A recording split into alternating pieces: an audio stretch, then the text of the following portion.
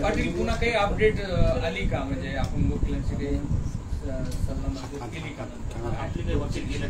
त्याच वेळेस तुम्ही सांगितलं, त्याच वेळेस आम्ही मुंबईतल्या आमच्या वकील बांधवाशी बोलले होते.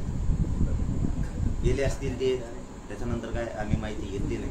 ये ना त्यांचा फोन गेले असतील. आम्ही सुद्धा आमची बाजू मान्य न्यायालय 100% ऐकून घेणार आहे आणि आम्हाला न्याय मिळणार आहे, त्यात काही शंका नाही, कसलीच शंका नाही. न्याय मिळणार, परवानगी मिळणार, आम्ही आझाद मैदानाला जाणार, आमरण उपोषण लोकशाहीचे सगळे नियमाचं पालन करून करणार. आज उपसमितीची पहिली बैठक पार पडली आहे, त्याबद्दल काही सारांश तुम्हाला माहिती पडलंय?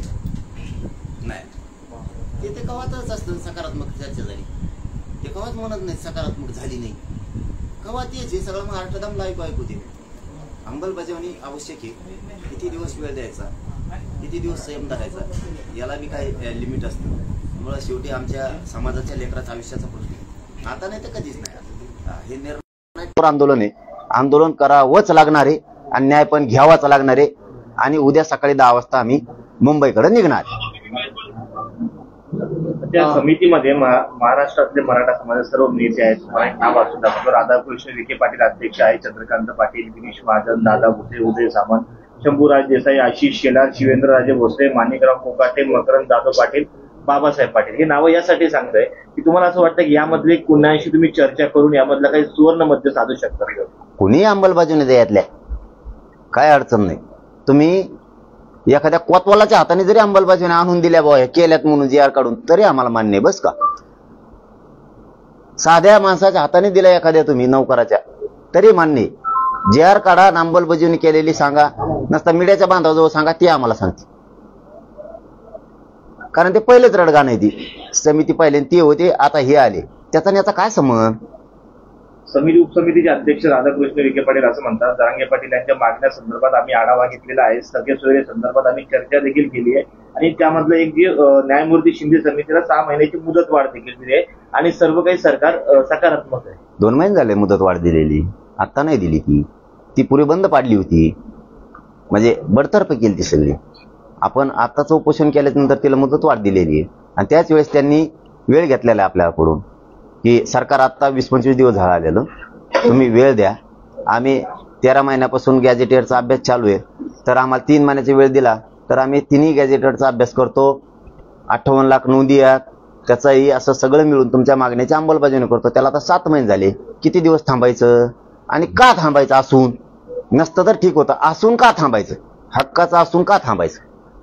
देवेंद्र फडणवीस यांनी आरक्षण देण्याचं काम केलेलं आहे आणि आरक्षण देण्यात ते अडचण निर्माण करतात, हा तुमचा जो आरोप आहे तो खोटा आहे असं विखे पाटील म्हणतात. त्यांना जास्त माहित असेल. मग समाजापेक्षा नेता मोठा आणि समाज मोठा नाही, या विचारात एकाही राजकीय मराठ्याच्या नेत्याने वागू नये. आता तशी वेळ राहिली नाहीये आणि ती वेळ नाहीये. आता समाज प्रगतीकडे, उन्नतीकडे न्यायचा आहे, समाज उंचीवर न्यायचा आहे. तर आता मराठ्यांनीच मराठ्यावर आरोप करायचे दिवस नाहीयेत, हे मराठ्याच्या सगळ्या नेत्यांनी समजून घ्या. तुम्हाला सगळ्याला हात जोडून सांगतो, आता ती वेळ नाहीये. मराठा संपवायचा ठरवलेला आहे, मराठा मोठा होऊ द्यायचं नाही हे ठरवलेलं आहे. म्हणून सगळ्या पक्षातल्या नेत्यांनी जरा थोडंसं समजून घ्या, आमची तळमळ समजा, आमची तळतळ समजून घ्या. गोरगरिबांना किती वेदना आहेत आणि तेच गोरगरीब तुम्हाला मोठं करतात. आता आपल्या आपल्यात भांडायचे दिवस मराठ्यांना नाहीयेत. राजकीय नेत्यांनी पक्षापेक्षा, नेत्यापेक्षा जातीला मोठं माना आणि थोडंसं फक्त झुकतं माप जातीला द्या. थोडंसं बाकीचे जाहीर करतात, तुम्ही कमीत कमी समाजाला झुकतं माप द्या आणि एकदा समाज मोठा करा आणि तुम्हाला काय राजकारण करायचं ते करा.